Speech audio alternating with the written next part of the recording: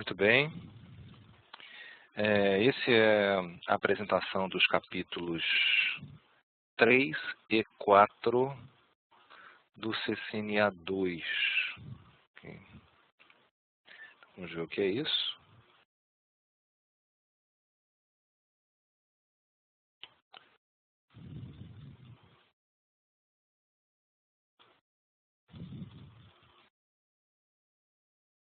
Ok. Então, capítulo 3 e 4. O capítulo 3 vai apresentar para a gente a introdução aos protocolos de roteamento dinâmico. Então, o que a gente aprendeu até agora foi configurar o roteamento estático.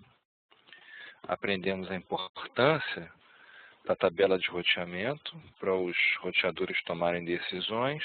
Então, vamos aprender como é que funciona a comunicação entre os roteadores para que eles aprendam dinamicamente essas rotas dos seus vizinhos. E uma classificação, a gente classifica esses protocolos de roteamento dinâmico em vetor de distância e link state.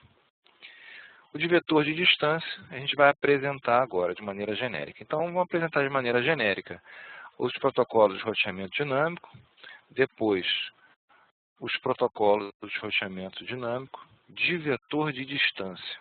Ok? Em seguida, no curso, a gente vai apresentar os casos particulares desses protocolos aqui de vetor de distância. Tá legal? Vamos lá, então. Os objetivos, então, desse capítulo 3. Descrever qual é a função dos protocolos de roteamento dinâmico e colocar esses protocolos no contexto do design de rede moderno. Identificar vários modos de classificação dos protocolos de roteamento. Descrever como é que as métricas são usadas pelos protocolos para tomar suas decisões. Determinar a distância administrativa de uma rota, e qual a importância dela no processo de roteamento. E vamos analisar mais de perto também a tabela de roteamento, identificando vários elementos dela. E restrições realistas para elaborar e aplicar esquema de criação de subredes. Okay. Primeiro, esse quadro aqui vai ser um repetitivo, a gente observar nos vários capítulos seguintes, que estão expostos vários protocolos de roteamento. Aqui uma linha do tempo da criação desses protocolos de roteamento. Lembrando, protocolos de roteamento são o quê? São mensagens que os roteadores trocam entre si para o aprendizado das rotas para colocar na tabela de roteamento. Tá certo? Então, os roteadores vizinhos utilizam, quer dizer, um conjunto de roteadores utiliza um protocolo de roteamento para que os vizinhos troquem as mensagens e aprendam as rotas automaticamente, de forma dinâmica. Tá? Aqui estão marcados alguns protocolos de roteamento que são aqueles que a gente vai estudar no CCNA. Tá? Que são o RIP versão 1, RIP versão 2, o EIGRP e o SPF versão 2. Tá? Essa tabelinha ela classifica muito bem os tipos de protocolo de roteamento. Tá? Bom, aqui a gente tem na horizontal os protocolos que são classful, que são classless e que suportam o IP versão 6. Tá certo? Classful são protocolos que não transmitem a máscara de subrede. Tá? E classless é que transmitem a máscara de subrede. Tá? Nessas duas primeiras colunas estão os protocolos de roteamento dinâmico classificados como vetor de distância. Então, aí está o RIP, o EIGRP. Tá? Já os protocolos de roteamento que são link state, tá? são esses que estão aqui, ó, OSPF, IS. E uma outra classificação também mais geral é protocolos que são internos, Internal Gateway Protocols, e os protocolos que são externos, External Gateway Protocols. Tá? Os protocolos que são internos geralmente funcionam no mesmo campus, tá certo? E os protocolos que são externos, em geral, funcionam em WANs, tá certo? Em links de longa distância, tá? Para trabalhar o roteamento de pacotes de longa distância. Por exemplo, o EGP é muito usado, os protocolos EGP são muito usados o quê? Na internet. A internet é uma WAN gigantesca, né? Então está aqui, ó, temos aqui o EGP, o BGP e o BGP versão 4 para IPv6. Então esse ISS e o BGP são estudados a nível de CCNP, tá? Nós estamos no CCNA, ok? Muito bem.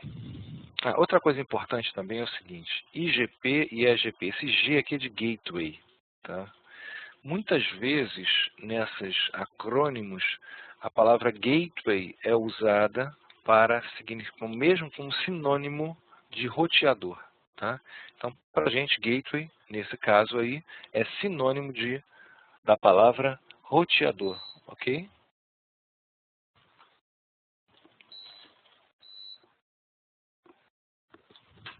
Muito bem. Aqui é o que eu estava comentando com vocês, né, que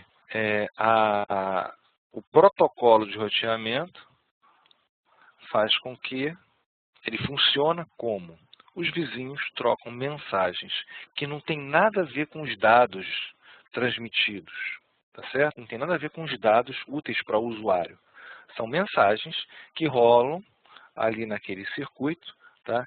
Que simplesmente funcionam para o quê? Para atualizar as informações dos vizinhos, das redes dos vizinhos, tá? Então, olha só, como é que acontece? Ó. Esse roteador R1 tem uma tabela de roteamento. Tá? Então, o protocolo de roteamento observa essa tabela de roteamento e prepara uma mensagem para enviar para o seu vizinho.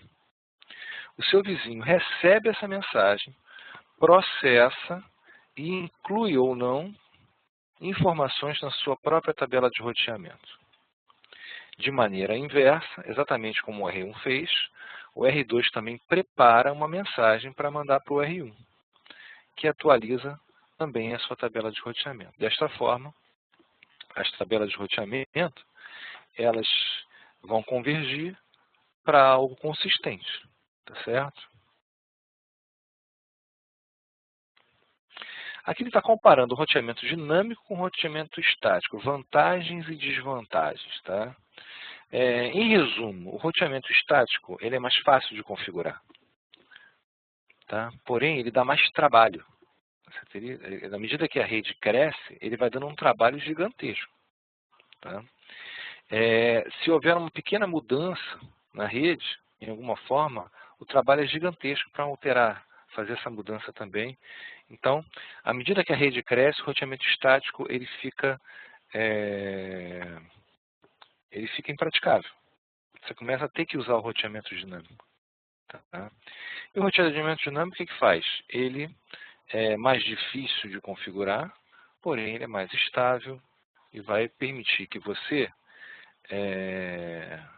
de maneira posterior, à medida que a rede cresça, você tenha um suporte maior a ela. Tá?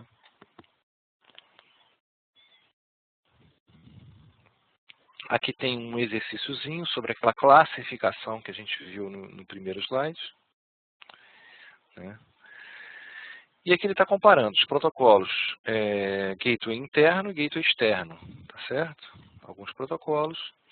E está introduzindo também a noção de sistema autônomo, tá certo?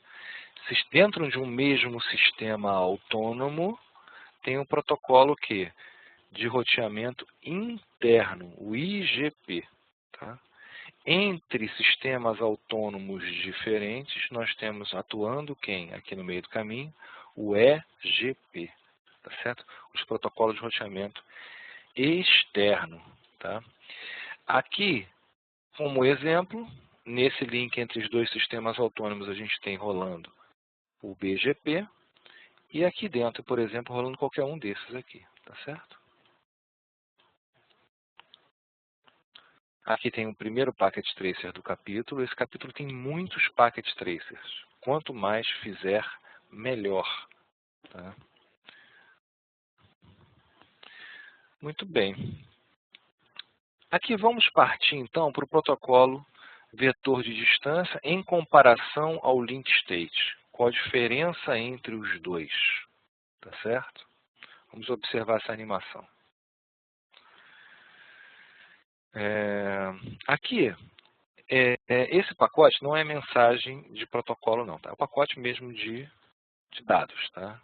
Um pacote de dados, ele chega na tabela através da tabela de roteamento, ele vai ser distribuído para os seus destinos.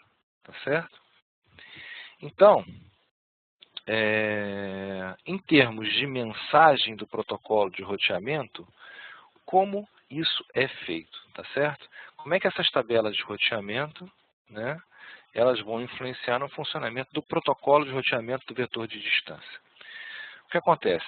De tanto em tanto tempo, por exemplo, de 30 em 30 segundos, esses roteadores aqui, eles vão pegar toda a sua tabela de roteamento e transmitir ela inteira para o seu vizinho, de tempos em tempos. Então, 30 em 30 segundos, esse aqui pega a tabela de roteamento, manda para o R2. O R2 pega a sua tabela de roteamento, manda para o R3 e para o R4. O R3 pega a sua tabela de roteamento e manda para o seu vizinho. Então, sempre, cada um individualmente manda periódicos updates para os seus vizinhos diretos. Ok? Já o protocolo link state, ele tem um tempo de acomodação, que chama-se convergência. Quando tudo estiver convergido, pode acontecer o quê? Pode acontecer de um dos links falhar. Neste caso, e somente neste caso, as atualizações são feitas. Então, não são mais atualizações periódicas, são atualizações que dependem do estado do link. Então, por isso que são protocolos link state. Tá certo? Muito bem. Outra classificação que a gente viu, que tem o classful e o classless, né? O classful, ele pega e transmite as atualizações da sua tabela de roteamento para os seus vizinhos, transmite sem incluir a máscara de subrede. Tá certo? Então, ele interpreta a máscara, ele acaba interpretando a máscara através do quê? Da classe. Por isso que é classful. Tá? Se for classe A, é /8, se for classe B, é /16, e se for classe C, é /24. Então, pelo endereço, ele sabe que classe que é. Tá? Por exemplo, todos esses aqui são classe B. 17216, classe B. Tá? Então, não precisa, o protocolo classful, ele não precisa transmitir, ele não transmite a máscara de subrede. Já o classless, desculpe, transmite a máscara. Eu posso, nesse caso, ter várias máscaras, inclusive várias máscaras diferentes. Na hora desse R1 informar para R3 e para R2 qual é a sua tabela de roteamento, ele vai informar incluindo a máscara de subrede. Daí, os protocolos classless suportarem máscaras de subrede diferentes. Tá?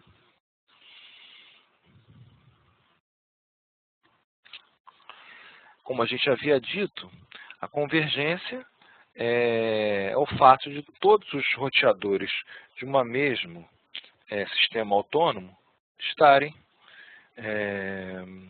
com tabelas de roteamento consistentes, tá certo? Ou seja, explicitando a realidade da rede.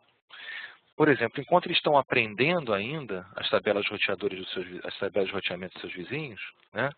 Enquanto eles estão aprendendo isso, a rede não está convergida. Então a rede converge quando? Quando todo mundo aprendeu tudo. Quando está convergido. Certo? Quando eu mandar um dado, ele vai chegar no caminho certo. Tá? Então, os tempos de convergência variam, né, de protocolo de roteamento para protocolo de roteamento.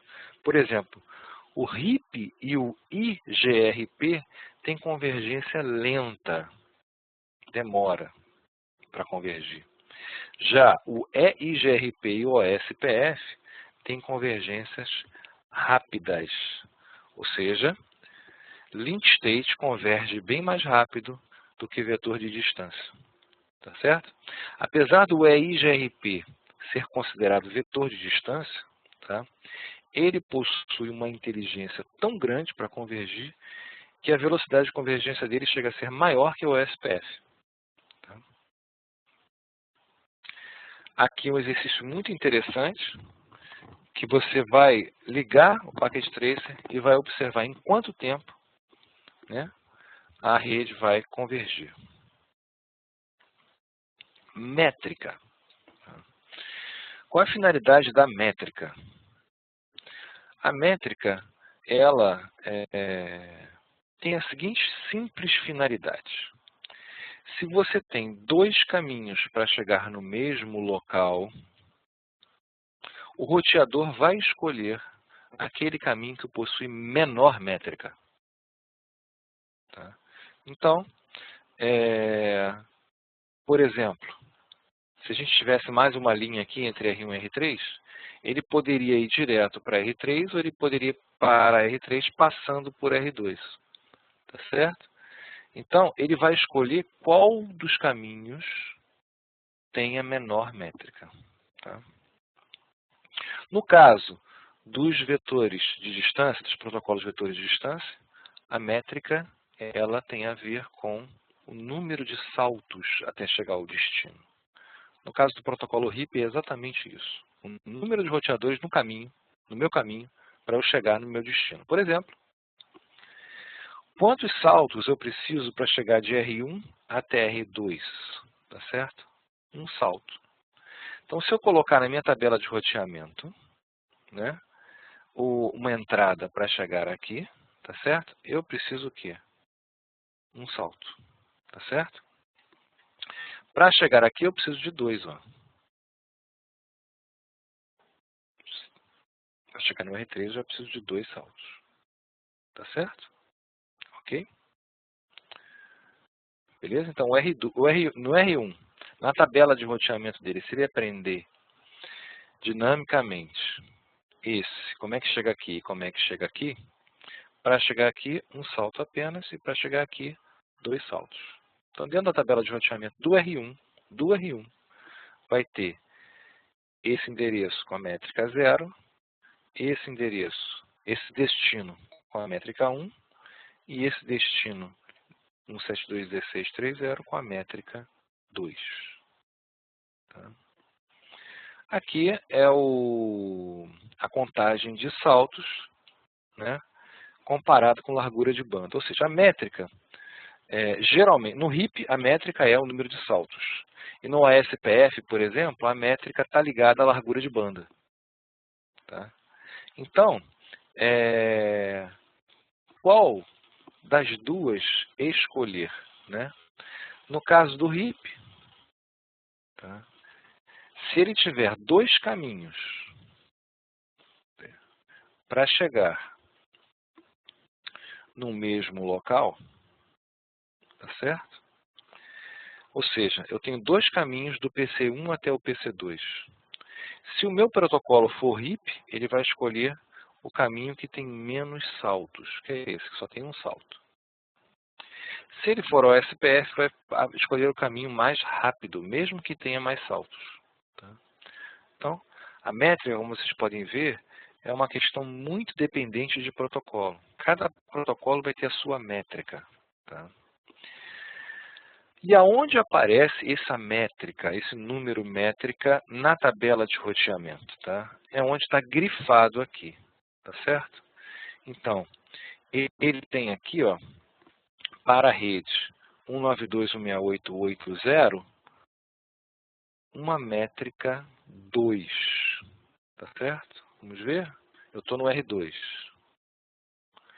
Se eu estou no R2, para chegar na rede 8, que é essa aqui em cima, não, que é esta aqui, ó, na pontinha onde está o PC4, tá certo? Eu tenho que passar por 2 saltos, realmente, eu tenho que passar pelo R3 e pelo R4. Se eu quero chegar na rede 7, que é essa aqui onde está o R3, realmente eu tenho só um salto, tá certo? Então, aqui a tabela de roteamento está me mostrando isso, o número de saltos, no caso o protocolo RIP, esse R significa RIP. Tá?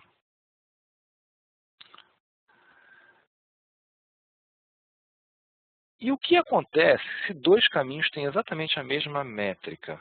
Tá? Se acontecer isso, vocês vão ver que o roteador ele vai fazer um balanceamento de carga. Tá? Ele ora vai usar um caminho, ora vai usar o outro caminho. Tá legal? Bom, agora vamos falar um pouquinho sobre distância administrativa. A distância administrativa é aquela que aparece aqui na primeira parte desse colchete aqui. 120 é a distância administrativa do protocolo RIP. Tá? Então, para que existe a distância administrativa? A distância administrativa, ela também vai existir para quê? Para que o roteador escolha qual caminho seguir. Ou seja, exatamente como a métrica, a distância administrativa existe para, se eu tenho 2 rotas para o mesmo lugar, qual que tiver a menor distância administrativa é aquela que eu vou escolher. Tá certo? O roteador olha primeiro a distância administrativa para depois olhar a métrica. Tá? Então, por exemplo, se eu tenho 2 protocolos, o RIP e o EIGRP, tá? Como o EIGRP tem uma distância administrativa de 90 e o RIP tem uma distância administrativa de 120, se houver no mesmo roteador 2 rotas, uma apreendida por EIGRP e outra apreendida pelo RIP, ele vai dar preferência à rota apreendida pelo EIGRP. Tá? Então, repetindo, distância administrativa para comparar rotas aprendidas através de protocolos de roteamentos diferentes. E métrica é para comparar entradas da tabela de roteamento aprendidas no mesmo protocolo de roteamento. Então, a métrica compara entradas de mesmo protocolo de roteamento e distância administrativa compara entradas aprendidas em protocolos diferentes, ok? Beleza.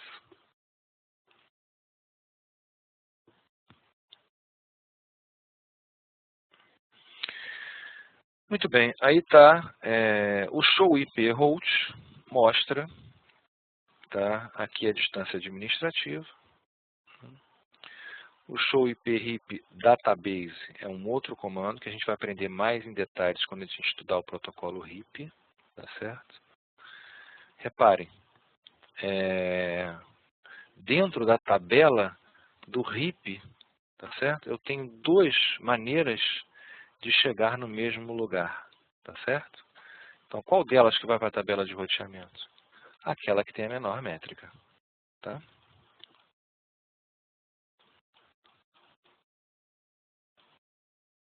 Ok. Aqui, ó. Aqui a gente está vendo que algumas entradas foram aprendidas pelo EIGRP, que é esse D, e outras foram aprendidas pelo RIP, tá certo? E para o RIP, a distância administrativa padrão é 120. Para o EIGRP é 90. Vocês vão aprender por que aqui não é D, tá? Depois vocês vão aprender. Ok? Beleza. Quando eu show IP Protocols, ele mostra quais os protocolos que estão rodando dentro do meu roteador. Ainda é aquela topologia que a gente viu lá atrás, essa que tem dois protocolos de roteamento rodando ao mesmo tempo. Olha, eu vou adiantar para vocês que isso é uma situação rara de acontecer, tá? Você misturar dois protocolos de roteamento. Mas pode, tá legal? Então ele está explorando isso didaticamente. Quando eu dou o Show IP Protocols, ele mostra o RIP e mostra também o EIGRP e mostra também o RIP, tá certo? Distância administrativa de 90, distância administrativa de 120. Tá? Aqui tem uma tabelinha que mostra o quê? As distâncias administrativas de cada um dos protocolos de roteamento. Tá? O protocolo de roteamento EIGRP e o IGRP são proprietários da Cisco. Tá certo? Somente os roteadores Cisco têm permissão de rodar esses protocolos. Tá? Outro dia eu estava dando aula e aí um dos alunos falou assim, poxa, eu estava falando sobre Cisco Discovery Protocol, que é também um protocolo proprietário da Cisco, CDP. Eu falei assim, olha, o CDP só roda em roteadores Cisco. Aí ele me falou assim, não, eu provo para você que roda em outros roteadores também. Eu falei para ele, não, tudo bem, você pode implementar em outro roteador, mas isso vai ser implementação pirata. Tá? Porque você até pode, mas não deve, né? Tá certo? Tecnicamente pode, mas não é permitido. Tá? Então, por isso que a gente diz que esses protocolos só rodam no roteador Cisco. Eu tenho que tomar cuidado com o que eu falo, né? Só rodam, só é permitido rodar na Cisco. Pode até rodar em outra, é só a pessoa implementar, mas vai ser pirata. Tá legal? Então, beleza. Então, a Cisco, naturalmente, colocou os seus protocolos com uma distância administrativa menor do que os protocolos que são abertos. Não sei, né, por quê, mas tudo bem. Então, se tiver mais de um protocolo rodando, o que ele vai escolher colocar na tabela de roteamento é o que tiver distância administrativa o quê? Menor, tá? Menor, sempre menor. Ok. Bom, as rotas estáticas têm distância administrativa zero. Tá? Tudo bem? Distância administrativa 1, desculpe. Distância administrativa 0 é diretamente conectada. Tá? As rotas estáticas, a diretamente conectada tem distância administrativa 0. Tá? E a distância administrativa 1 é para rotas estáticas. Ok? Beleza. Aí a distância administrativa da rota estática é 1, tá vendo? É a menor de todas. Ou seja, sempre vai se dar preferência a uma rota estática. Ok? Então, se você quer sobrepujar uma rota aprendida dinamicamente, é só você colocar na mão uma rota estática. Automaticamente é ela que vai para a tabela de roteamento. Tá legal? Aqui as diretamente conectadas. A distância administrativa 0. Tá?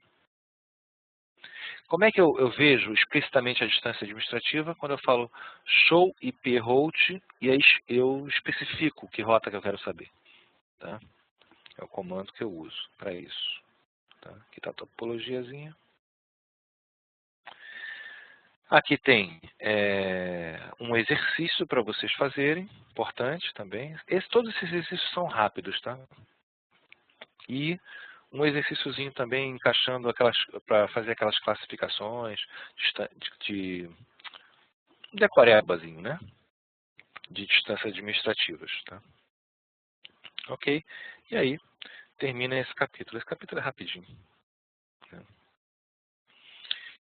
Muito bem. Se você não fizer nenhum packet trace anterior, esses do final são os mais importantes, tá? Então, se você tiver que escolher qual packet trace fazer, faça os do final de capítulo, sempre os de final de capítulo. Tá? Integração de habilidades também é importante, tá? Integração de habilidades. Porque a integração de habilidades, ele vai mostrar a matéria que deu agora, mas ele vai também relembrar tudo que você viu anteriormente. Isso é importante para você se manter atualizado para o exame de certificação. Beleza? Bom, vamos para o capítulo 4, direto. Podemos ir? Leandro pergunta. Vamos lá. Então, perguntinhas sobre ainda, vamos responder as perguntas sobre o capítulo 3. Menor métrica é igual ao número de saltos? Não, a métrica, no caso particular do protocolo RIP, é igual ao número de saltos. Ponto. Métrica no protocolo OSPF leva em conta a largura de banda. É um outro número diferente. Tá? No EIGRP, é um conjunto de fatores que vai levar uma fórmula que vai chegar a um número, 3.428, vai ser a métrica, por exemplo, do EIGRP. Tá? Tanto que no capítulo de EIGRP tem um módulo, tem um subcapítulo especialmente para explicar como é que calcula essa métrica do EIGRP, que ela é complexa, tá certo? Mas o protocolo que apresenta a métrica mais simples é o RIP, tá? Que é simplesmente o número de saltos, e é o mais intuitivo. Tá? Já o SPF também tem uma fórmula, tá? Ele usa a largura de banda para calcular a sua métrica. Tá? O que a métrica faz? A métrica ela vai ajudar o roteador a escolher entre duas rotas possíveis, aquela que ele vai escolher para colocar na tabela de roteamento. Tá? Dentro de um mesmo protocolo. Ok? Já a distância administrativa, ela vai ajudar o roteador a escolher entre duas rotas para o mesmo lugar que ele aprendeu em protocolos diferentes, qual das duas vai entrar na tabela de roteamento. Sempre que tiver métrica menor, sempre que tiver distância administrativa menor. Deu para entender? Ok? O EIGRP sempre tem prioridade em relação ao RIP? Por padrão, sim. Eu posso manualmente roubar, tá certo? Eu posso chegar e configurar o meu RIP manualmente para ter uma distância administrativa menor do que a EIGRP. Só que normalmente não se faz isso, porque o EIGRP é muito melhor, muito mais confiável que o RIP. Tá? Prova do capítulo 3 estará aberta a partir de hoje. Mais alguma dúvida? Capítulo 3 e capítulo 4 vão estar abertos a partir de hoje. Legal, legal. Mas continua aí, para a gente continuar interagindo, que é importante, tá? Ok. Vamos lá. Partindo agora para os protocolos de roteamento vetor de distância, né? Nós já vimos o quê? Já vimos que no CCNA a gente vai estudar só esses que estão no vermelhinho aqui. Os que são vetor de distância é só o RIP versão 1 e RIP versão 2. Tá? E quais são os objetivos desse capítulo? Esse é um capítulo genérico. Tá? Depois ele vai entrar no caso particular, vai explicar RIP, vai explicar RIP versão 2, vai explicar EIGRP e vai explicar o SPF. Tá? Nós estamos ainda no genérico, tá legal? Qual o objetivo desse capítulo? Identificar as características do protocolo, vetor de distância, desse tipo de protocolo. Descrever o processo de detecção de redes de protocolos de roteamento vetor de distância que usam RIP. Tá? Descrever o processo de manutenção de tabela de roteamento, que são usados pelos protocolos de vetor de distância. Ou seja, como é que ele faz essa transição da base de dados que ele tem para a tabela de roteamento mesmo, que é o que o roteador vai usar. Identificar as condições que conduzem a um loop de roteamento. O que é loop de roteamento e como ele pode ser evitado. Tá? Identificação do tipo de protocolo de roteamento vetor de distância atualmente em uso. Ok, beleza. Né? Bom, isso aqui ele põe para o cara arrancar os cabelos, né? Então, imagina que você tem uma rede dessa e você vai configurar a rede estática, mente. Então, você vai chegar um por um desses roteadores e vai dizer todas as rotas possíveis que eles podem alcançar. Você vai ficar maluco e vai com certeza errar. Né? Então é para isso que servem os protocolos de roteamento. Tá? Então ele coloca aqui os de vetor de distância, que são o RIP, o IGRP, tá? E ele considera o EIGRP também como protocolo de vetor de distância. Alguns autores consideram como sendo um protocolo híbrido. Tá? Mas no currículo a gente considera como sendo o EIGRP vetor de distância também. Qual o significado do vetor de distância, né?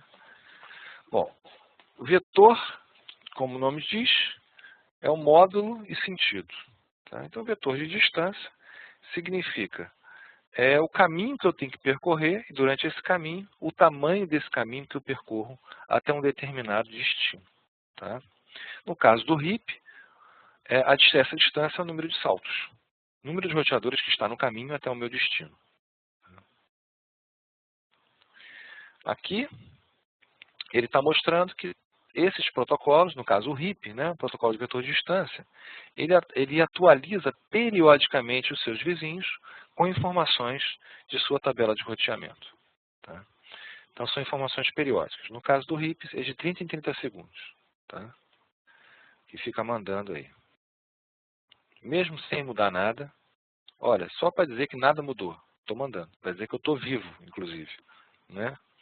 Nós vamos ver que coisas vão acontecer se, por exemplo, o R1 parar de receber informações do R4 depois de um tempo máximo. Ele vai interpretar o quê? Que o R4 saiu do ar. Tá certo? Vamos ver também que é mal barato, que esses protocolos, o que acontece muitas vezes também é mau contato, né? Então, esses protocolos de roteamento, eles preveem esse tipo de coisa, esse tipo de mau contato. É interessante isso. Vamos lá. Algoritmo do protocolo de roteamento. O que é isso? Tá? Algoritmo é a inteligência do roteador. Tá? No caso, os protocolos de roteamento de vetor de distância, esse algoritmo tem um nome, é Beltran-Forn. Tá? Esse algoritmo, ele vai o quê? Ele vai fazer aquela coisa que a gente viu no primeiro slide do capítulo anterior, né? Que é receber a mensagem, quer dizer, preparar uma mensagem baseada na sua tabela de roteamento e, ao receber uma mensagem RIP, por exemplo, ele saber interpretar ela para saber o que fazer na tabela de roteamento. Então, tem que ter uma inteligência, tem que ter um software, tem que ter um algoritmo. Tá? Então, olha o algoritmo funcionando. Tá certo? A tabela de roteamento está aqui. Tá? Ele pegou e colocou essa informação da tabela de roteamento na atualização. Ele tem que usar uma inteligência antes de pegar e colocar isso na tabela de roteamento. Né? Ele tem que ver qual é a métrica, ele tem que ver se já existem duas indicações para o mesmo lugar, qual que ele vai escolher colocar na tabela de roteamento. Tá certo? Então, o algoritmo é o quê? Ele vai saber o que fazer se um link cair. Tá? O algoritmo é que vai agir nesse momento. Tá? Então, o algoritmo é como se fosse uma inteligência que fica entre as mensagens que o protocolo de roteamento troca e a tabela de roteamento. É um intermediário entre essas duas coisas. Tá? Então, repetindo, o protocolo de roteamento é um jeito automático de todos os roteadores de um determinado local aprenderem as rotas. Tá certo? Essas rotas ficam onde? Na tabela de roteamento. Né? Então, existe uma inteligência que vai intermediar a troca de informações entre os roteadores e a efetiva colocação dessas rotas na tabela de roteamento. Então, esse é o algoritmo. Tá? No caso, o algoritmo faz três coisas. Envia e recebe atualizações, calcula o melhor caminho para instalar a rota e detectar, baseado no quê? Baseado na distância administrativa e na métrica, esse segundo aqui. Tá? E o terceiro, reage a mudanças. Se um link cair, ele vai avisar através de mensagens. Tá? Vantagens e desvantagens do protocolo vetor de distância, comparando com o link state. Tá? Então, o que ele tem, o vetor de distância de bom? Ele é facílimo de configurar. Moleza. Configurar o RIP qualquer criança de 8 anos de idade faz. Tá? Gasto de processamento, ou seja, o algoritmo, ele é um algoritmo simples, então processador e memória gasta pouco. Tá certo? Desvantagens. Primeiro, convergência extremamente lenta. Tá? Como ele manda de 30 em 30 segundos as atualizações, imagina se tiver 15 roteadores no caminho. Vai demorar 7 minutos e meio para convergir. Então isso é uma eternidade. Né? A pessoa recebeu um update, 30 segundos. Aí daqui a 30 segundos vai mandar outro. Daqui a 30 segundos vai mandar. Demora para convergir. Demora para todo mundo ficar conhecendo todo mundo. Tá certo? Lembrando que os protocolos de roteamento, as mensagens são trocadas apenas entre vizinhos. Por exemplo, você tem 3 roteadores, R1, R2 e R3. O R1 troca a mensagem apenas com o R2. Né? Se o R3 quiser conhecer o R1, ele vai ter que conhecer através do R2. Então, o R1 vai mandar a mensagem de protocolo de roteamento para o R2 e, em seguida, o R2 vai mandar a mensagem de protocolo de roteamento para o R3. Tá? Então, ele aprende dos vizinhos diretos. Ok? Beleza. Outra infelicidade aí do protocolo de vetor de distância. Escalabilidade limitada. Justamente por causa disso, tá? As pessoas que programaram os protocolos de vetor de distância, programaram para quê? Para redes pequenas. Não faz sentido eu usar RIP para uma rede com 300 roteadores. Tá certo? Que a convergência vai ser tão lenta que nem adianta.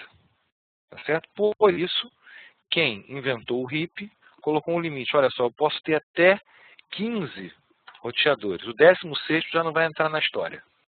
Tá certo? Então, ele limita o máximo de roteadores que eu posso ter numa rede. Tá? E ele é mais sujeito a loops de roteamento, que a gente vai aprender o que é isso depois, do que o link state. Tá? Beleza, aqui um exercíciozinho para dizer que é convergência rápida, convergência lenta, depois é interessante ver isso. Né? Bom, falando em convergência, ele vai mostrar aí o que acontece quando o roteador é ligado. Quando o roteador é ligado, ele coloca na sua própria tabela de roteamento as suas rotas estáticas. Desculpe, as suas rotas diretamente conectadas. Tá? Diretamente conectadas. Tá? Então, esse é o início. Então, o roteador inicializou. Interface está ativa. Está com endereço IP. Beleza, elas vão entrar na tabela de roteamento. Então, as redes diretamente conectadas entram automaticamente. Não precisa entrar na mão, entra automaticamente. Ligou o roteador, tem interface ativa e tem endereço IP, entrou na tabela de roteamento automaticamente. Tá certo? Próximo passo. Uma troca inicial. Ele tá mostrando para você o quê? O processo de convergência. Tá certo? Como é que ocorre esse processo de convergência? Vamos lá. O que vai acontecer? A primeira atualização. Na primeira atualização, o roteador vai colocar a sua tabela de roteamento na atualização. Tá certo? A sua própria tabela de roteamento. Que vai incluir quem? As redes que estão diretamente conectadas. Tá certo? Então, esse é o primeiro passo. Repara. Atualizou, certo? No que atualizou, quem recebeu as rotas do vizinho vai incluir essas rotas ali com a métrica apropriada, tá certo? Na sua própria tabela de roteamento. Quem faz isso? É o algoritmo. Tá? O algoritmo está trabalhando. Ele recebeu a atualização e aí escolheu, fez as escolhas dele, calculou métrica e etc., colocou na tabela de roteamento. Está completo? Ainda não. A tabela de roteamento do R2 está completa, porque ele é um felizardo de ser vizinho tanto do R1 quanto do R3. Então, o R2 completou rápido a sua tabela de roteamento. Como o R1 não está diretamente, não tem a vizinhança direta com o R3, ele vai ter que aprender quem é R3. O R1 vai ter que aprender onde está o R3, o R3 vai ter que aprender como chegar no R1, tá certo? Desculpe, o R1 vai ter que aprender como chegar no R3, e o R3 vai ter que aprender como chegar no R1 através desse intermediário aqui. Tá certo? Então, vamos lá. Próxima etapa. Próxima etapa, o R2 passa a divulgar o que aprendeu. O R1, R2 e R3 passa a divulgar o que aprendeu também. Passa a incluir o que aprendeu nas suas atualizações. Tá certo? No que ele passa a incluir o que aprendeu, o R2 vai ensinar tanto ao R1 quanto ao R3 as rotas que estão faltando ali. Tá? Ok? Beleza. Chegando lá, olha ali. O algoritmo vai pegar e vai atualizar a tabela de roteamento. Tá certo? Pronto. Agora a convergência completou. Está convergido. Repara que o mínimo, né? No mínimo aí, eu precisei de 90 segundos aí. Tá certo? 3 etapas. 3 atualizações para convergir. Agora tu imagina numa rede desse tamanho. Caramba. Vai demorar pra caramba para isso aí convergir no protocolo de roteamento vetor de distância. Tá? O link state ele tem estratégias para que a convergência seja mais veloz. Tá? Mas, em geral, essa primeira convergência, essa primeira inicialização, até que se propague para todos os roteadores, né, essa primeira é mais longa do que as atualizações que mudam, por exemplo. Né? Se um link cair, por exemplo, tem que informar todo mundo que o link caiu. Ok. Atualizações periódicas, ou seja, mesmo no vetor de distância, ou seja, RIP versão 1 e IGRP, mesmo que nenhuma mudança seja feita, de 30 em 30 segundos ele manda a atualização. Com o quê? Com a tabela de roteamento inteira. Tá? Essa é uma característica dos protocolos de vetor de distância. Ok? Quando eu dou um show IP route, aparece aqui em quantos segundos atrás ele recebeu essa informação. Tá certo? Então, se você ficar inserindo esse comando, show IP route, show IP route, show IP route, você vai ver que esse contador vai alterando o número de segundos. Tá certo? Completou 30, ele recebe mais um. Tá legal? Ok? Se, no caso do RIP, a gente vai aprender isso no RIP, né? Se tiver mais 180 segundos sem receber atualização, ele considera que ele altera a métrica para 16 e depois de mais um tempo ele pega e descarta, ele tira da tabela de roteamento essa informação. Tá?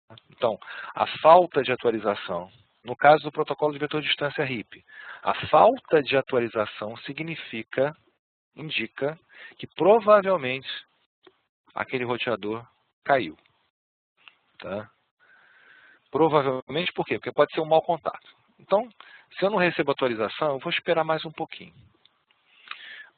Quando eu espero mais um pouquinho, eu pego e enveneno a rota, nos 180 segundos. Enveneno ela, ou seja, eu coloco ela com métrica 16. Depois disso, não recebi também? Pô, aí meu filho, deve ter caído mesmo. Eu vou pegar e vou tirar essa rota da minha tabela de roteamento. Tá? O Show IP Protocols mostra também esse tempo. Tá certo? São os temporizadores. Olha só, ele tem 3 temporizadores. Ó, tá vendo? Um que é flush, 240 segundos, que ele vai tirar, vai ser depois do tempo que ele vai tirar da tabela de roteamento aquela rota. Né? Os 180 segundos, que ele vai envenenar a rota. E os 30 segundos, que é o tempo de update. Tá? Isso tudo a gente pode configurar, esses são os valores padrão do RIP. Tá? A gente pode configurar manualmente também. Não é recomendado, mas pode configurar. Né? Bom, já o EIGRP, ele é diferente. Tá? Ele não manda a sua tabela inteira para os seus vizinhos. Ele manda só o que mudou. Tá certo? Então, por exemplo, se uma rota foi acrescentada ou foi suprimida, na sua atualização, ele vai mandar apenas a que mudou. Tá? Por isso que o EIGRP é melhor do que o RIP. Tá? Isso se chama Triggered Updates, ou seja, atualizações que ele traduziu como sendo disparadas. Tá? Ok? O que são essas atualizações disparadas? Tá? Elas acontecem fora daqueles 30 segundos, tá? Tanto no RIP quanto no EIGRP, tá? É nos dois, tá? Quando ocorre uma mudança, ou seja, quando uma rede cai, por exemplo, tá? Ele não espera os 30 segundos para mandar essa mensagem, manda imediatamente. Tá? Manda imediatamente. São atualizações disparadas. Ocorrem fora daqueles 30 e 30 segundos. Tá legal? Ok. Outra coisa também, para que não haja uma colisão, essa figura é bonitinha. Para que não haja colisão, o que acontece? O RIP ele não pega exatamente 30 segundos, ele pega mais um pouco, menos um pouco, um pouquinho, para elas ficarem desincronizadas. Tá? É certo que ninguém usa mais hub hoje em dia, né? Mas, no caso do hub, você ia dar sempre a colisão, porque todo mundo ia de 30 a 30 segundos, né? Ia dar sempre colisão. Né? Então, para não dar isso, ou até para não congestionar muito a rede, tá? As atualizações não são exatamente de 30 em 30 segundos. Tem aí uns 15% de tolerância, tá? Para que esses roteadores não mandem todo mundo ao mesmo tempo isso para a rede. Tá? Bom, e vamos introduzir também um conceito importante para os próximos capítulos, que é o loop de roteamento. Tá? Quando é que pode acontecer um loop de roteamento? Vamos ver a animaçãozinha aqui. Tá? Então, aconteceu o quê? Aconteceu que a rede 10.400 caiu. Tá? Ela caiu, e aí? Esse R3 recebe uma atualização do R2. Tá? Quando essa rede cai, lembra que essa rede não é uma rede diretamente conectada? Né? Se ela cair, ela vai sair da tabela de roteamento. O roteador faz isso automaticamente. Você pode experimentar. Abre o Packet Tracer, liga uma rede, dá no shutdown. Ela aparece, dá show hyperroute, já vai aparecer na tabela de roteamento. Dá um shutdown, ela some da tabela de roteamento. Tá certo? Então, voltando aqui no início. Olha lá.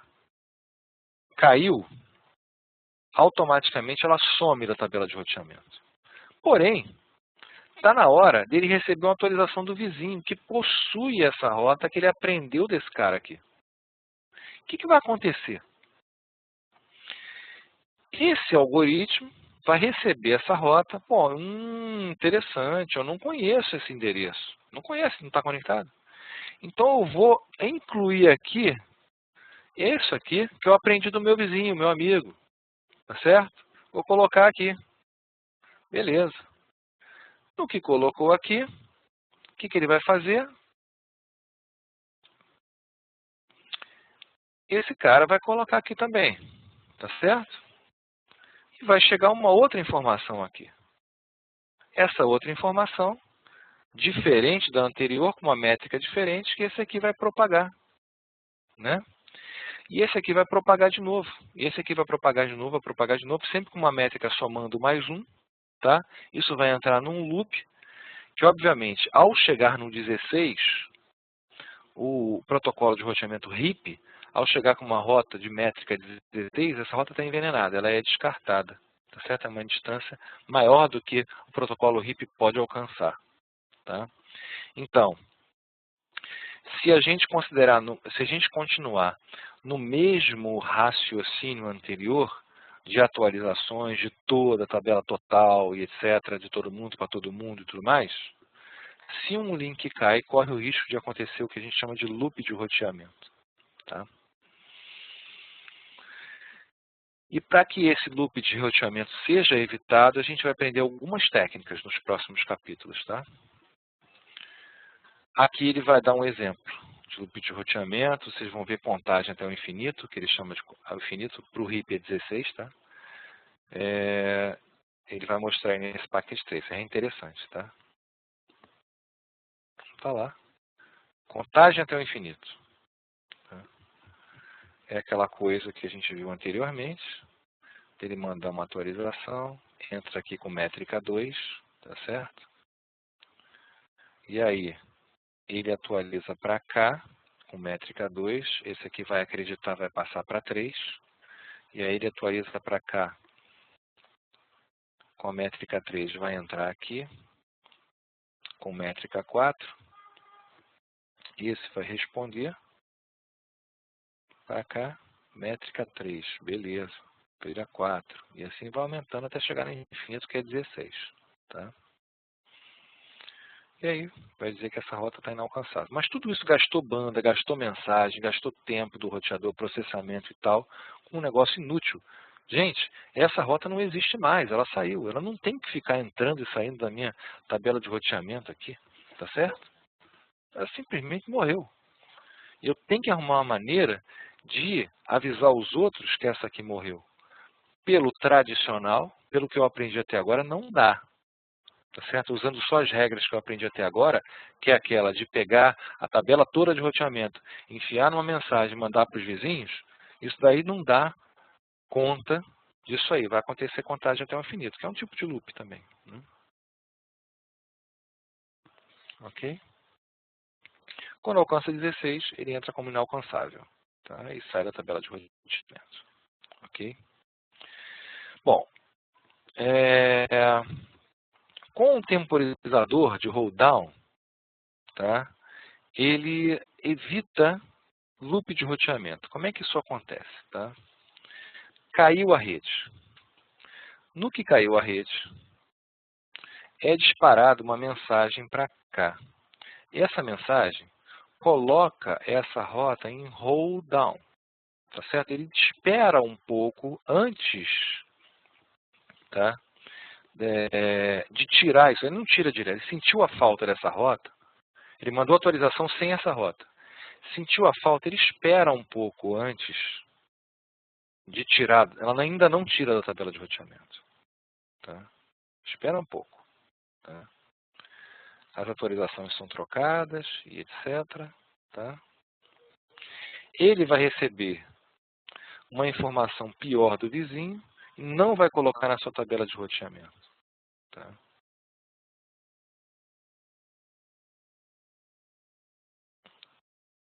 Ok? Isso vai fazer com que esse cara aqui não receba as atualizações para pegar e incluir o 10.400 na tabela de roteamento. Por quê? Porque ele, através dessa espera, ele recebeu antes a mensagem do outro do que desse, e aí conseguiu entender que aquela rota estava, na verdade, morta. Tá? Então, temporizador de hold down, repetindo, é aquela em que você sentiu a falta de uma atualização, você não tira imediatamente da sua tabela de roteamento. Tá? Você espera um tempo para ver o que os outros estão dizendo dessa rota. Tá? É uma maneira de você evitar o loop. Tá? O split horizon é uma maneira super inteligente também de evitar loop de roteamento. Tá? O que o split horizon faz?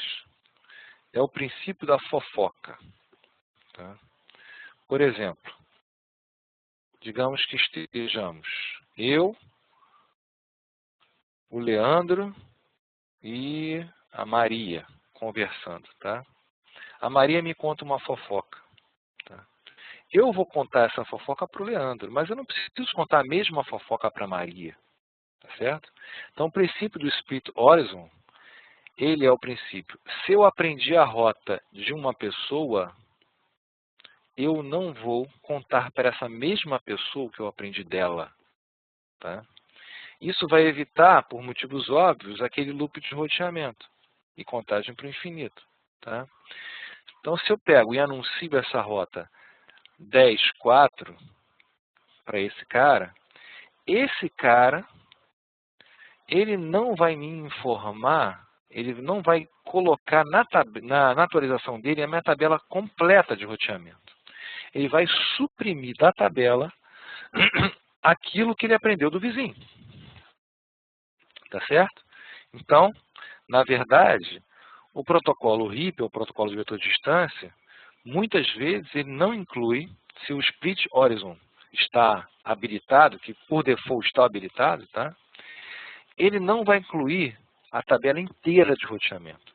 Ele vai incluir a tabela de roteamento e vai suprimir aquilo que ele aprendeu do vizinho. Tá? Assim evita aquele primeiro caso de loop de roteamento. Tá? Envenenamento de rota também é uma coisa interessante. Olha só. Se um link cai, ao invés dele simplesmente não enviar essa mensagem, ele envia sim a mensagem, mas com a rota envenenada. O que é a rota envenenada? A rota com a métrica 16, que é uma métrica inalcançável. Tá certo? E aí os outros entendem o quê? Que o link caiu. Através do envenenamento de rota. Também é uma outra técnica. Por que isso impede o loop de roteamento?